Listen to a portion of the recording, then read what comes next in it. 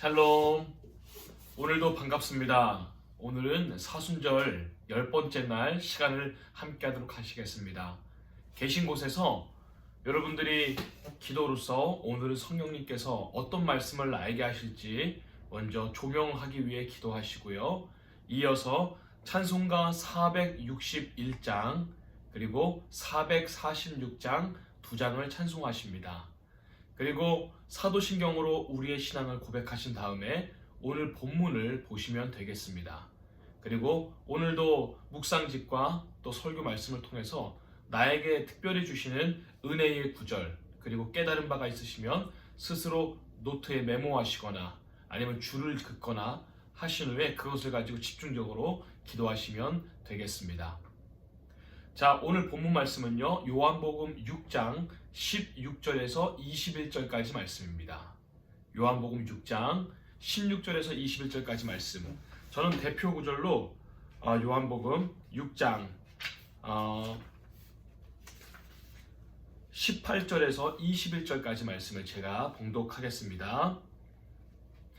큰 바람이 불어 파도가 일어나더라. 제자들이 노를 저어 십리쯤 가다가 예수께서 바다 위로 걸어 배에 가까이 오심을 보고 두려워하거늘 이르시되 내니 두려워하지 말라 하신대 이에 기뻐서 배로 영접하니 배는 곧 그들이 가려던 땅에 이르더라. 아멘.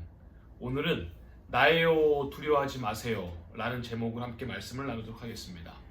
어제 말씀에서 오병이어의 기적이 행해진 것을 여러분 기억하실 것입니다. 그래서 빌립처럼 계산하는 신앙으로 사느냐 아니면 안드레처럼 작지만 하나님께 드려서 그것을 통해 하나님의 역사를 기대하는 삶으로 사느냐, 그렇게 오병이어 물고기 2마리와 떡 5개로 수천 명을 먹이고 그렇게 그런 은혜의 자리가 있었습니다. 그때 많은 사람들은 예수님께 몰려와서 왕위로 올리려고 왕으로 옹립하려고 예수님께 몰려들었습니다. 예수님은 세상의 왕으로 오신 분이 아니시죠. 로마의 왕관을 쓰려고 이스라엘의 왕관 쓰시려고 이 땅에 오신 분이 아닙니다. 그저 유대인들만의 왕이 아니라 온 인류의 죄를 대신 지시고 구원하시기 위해 이 땅에 오신 분이시죠. 그래서 사람들이 막 왕으로 세워달라고 왕이 되시라고 하니까 예수님께서는 그 자리를 피하셔서 산으로 올라가십니다. 산으로 뭐하러 올라가셨겠습니까? 예수님은 항상 산에서 기도하러 올라가셨습니다. 오늘은 그 이후의 일입니다. 자, 제자들이 함께 산으로 올라왔다가 제자들은 먼저 내려갑니다. 그리고 제자들은 어찌된 일인지 예수님을 여기다가 그대로 놔둔 채 먼저 갈릴리 바다를 건너 가버나움으로 가려고 합니다. 아마 예수님과 어떤 얘기가 돼 있었던가 아니면 예수님을 계속 기다렸지만 내려오시지 않자 먼저 급한 마음에 건너갔을 수도 있습니다. 자, 어찌됐든 간에 그들은 예수님이 산 위에서 기도하고 계신 채 먼저 갈릴리 호수를 건너서 건너편으로 건너가기 시작합니다. 그런데 오늘 도중에 보니까 십리쯤 이르러 중간쯤 가다가 그만 큰 풍랑을 만납니다. 돌풍이 불고 큰 풍파에 파도가 일고 그 갈릴리 호수에 그렇게 익숙한 어부 출신들인 제자들조차도 그 풍랑에 크게 당황하고 크게 무서워하였습니다. 그래서 오늘 요한복음의 말씀이 기록된 똑같은 말씀이 마태복음, 마가복음에도 있는데요. 거기 보니까 죽겠나이다, 죽겠나이다 예수님께 그리고 살려달라고 소리치는 모습이 나옵니다. 자, 그때 우리가 깨달을 수 있는 것은 무엇입니까? 인생의 풍파가 언제든지 올 수 있다는 것입니다. 우리의 인생도 삶도 그렇지 않습니까? 잔잔한 파도를 보고 이렇게 파도를 보고 나갔을 것입니다. 파도가 크게 풍랑이 있는데 갈릴리 호수로 출발할 리가 없지요. 분명히 잔잔한 오늘이면 충분하다 그래서 건넜을 것입니다. 어부들이 얼마나 잘 알겠습니까? 그런데 파도를 만났다는 것입니다. 우리의 인생도 우리의 삶도 그렇습니다. 충분히 건널 수 있을 것 같은데 인생의 풍랑을 만나고 충분히 해낼 수 있을 것 같은데 별것 아닌 것인데 그 앞에서 어려움을 겪습니다. 자, 이때 오늘 19절, 20절 말씀을 함께 보도록 하시겠습니다. 19절, 20절 말씀을 제가 봉독하겠습니다. 제자들이 노를 저 12월이쯤 가다가 예수께서 바다 위로 걸어 배에 가까이 오심을 보고 두려워하거늘 이르시되, 예수님 말씀하십니다. 나니 두려워하지 말라. 자, 제자들이 바다 위로, 물 위로 건너 걸어오시는 예수님을 봤습니다.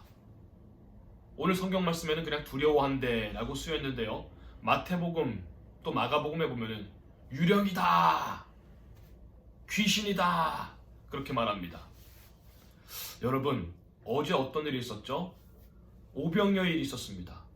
성전정화가 있었습니다. 가나안 혼인잔치에 물로 포도주로 변화시킨 것, 그리고 또 마태 마가복음에는 죽은 자를 살리고 병든 자를 살리고 이런 일들이 다 요 며칠 상간에 있었던 일입니다. 그리고 바다 위로 예수님이 오셨습니다. 그런데 뭐라 그랬습니까? 귀신이다, 유령이다, 예수님을 못 알아봅니다. 어쩌면 이 모습이 우리와 같지 않습니까? 예수님인데 못 알아봅니다. 같이 있는데 못 믿습니다. 수년 동안 신앙생활을 했지만, 믿음 생활을 했지만 못 알아봅니다. 여기서 우리의 신앙을 이 사순절날 우리는 스스로 점검해보고 회개해야 될 것입니다. 여전히 흔들리고, 여전히 좌절하고, 여전히 못 믿고, 여전히 걱정하고 근심하고 두려워하고, 주여 하고선 못 알아본 경우가 너무나 많기 때문입니다. 자, 여기서 귀한 말씀이 있는데요, 20절 말씀 보니까 나니 두려워하지 말아라. 그 당시 유대인들, 성경을 잘 아는 유대인들은 이 말씀이 무슨 말인지 다 압니다. 더 특별한 의미가 있는데요, 자, 옛날 시대로 가볼까요? 모세가 하나님을 처음 만났을 때 떨기나무 앞에서 누구십니까? 두려운 마음으로 찾을 때 하나님이 그때 말씀하신 게 오늘 말씀과 똑같은 말씀입니다. 출애굽기에는 나는 스스로 있는 자니라. 또 다른 성경 버전에는 그 말씀에 나는 곧 나다. 그게 바로 오늘 본문과 똑같습니다. 에고 에이미라 그래서요, 나다. 그거 한마디 하신 것입니다. 하나님께서 모세에게 나다.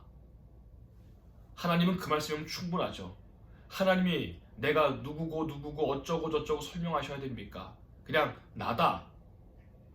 오늘 예수님께서 제자들에게 나다, 그러니 두려워하지 말아라 설명한 것입니다. 자, 21절 보니까요, 예수님이 그 배에 오르시자 모든 바다와 풍파와 파도가 잔잔해졌습니다. 우리에게 주시는 교훈이 뭡니까? 우리에게 주시는 교훈은 간단합니다. 예수님을 내 인생 가운데 모시면 된다는 것입니다. 예수님을 내 삶 가운데 모시면 모든 것이 해결됩니다. 모든 것이 잔잔해집니다. 기도보다 더 앞서야 될 게 뭐가 있을까요? 이 사순절날 나의 신앙을 잘 점검하여서 더 이상 허둥지둥되지 말고 주님을 내 인생의 그 배의 키를 내가 잡으니까 늘 불안합니다. 주님께 맡겨드리실 수 있는 저와 여러분 되기를 축복합니다. 제가 마지막 기도문 읽고 우리 함께 그 자리에서 읽고 여러분들이 기도하시면 되겠습니다. 함께 우리 보라색 기도문 읽겠습니다. 주님, 밤의 풍랑 속에서도 저를 위해 기도하시며 다가오시는 주님을 찬양합니다. 난이 두려워하지 말라 그 음성을 믿음으로 붙잡게 하옵소서. 주님을 모신 배 안에서 두려움이 아니라 성령의 순풍을 맞게 하옵소서. 예수님의 이름으로 기도합니다. 아멘. 오늘 토요일 주님의 날, 내일 준비 잘 하시고 주일날 정성껏 예배 드리실 수 있게 또 반갑게 만나는 귀한 주님의 날 되시기를 축복합니다.